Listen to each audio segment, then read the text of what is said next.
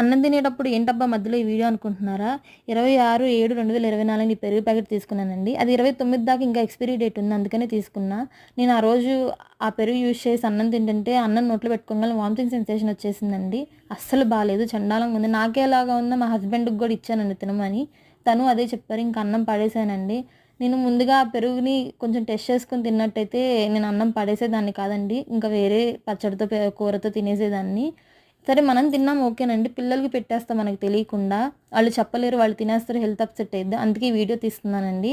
దయచేసి ఒకసారి మనం పెరుగు తినేటప్పుడు కొంచెం స్పూన్‌తో తీసుకొని టెస్ట్ చేసుకొని తినండి. నేను ఏ కంపెనీ ఏంటా అని మెన్షన్ చేయను. అది ఏ ప్యాకెట్ అయినా ఏదైనా రావచ్చు. ఇంత చెప్తున్నా తోడేసుకోవచ్చు కదా! తోడేసుకున్నానండి. అన్నీ నీళ్ళేనండి. మాకున్న క్లైమేట్‌కి పెరుగు కూడా సరిగ్గా తోడుకోవట్లేదు. అందుకని చెప్పి పెరుగు ప్యాకెట్ ఈ రోజుకి కూడా నేను పెరుగు ప్యాకెట్ ఆ రోజు నుంచి ఒకసారి చెక్ చేసుకుంటున్నానండి నేను.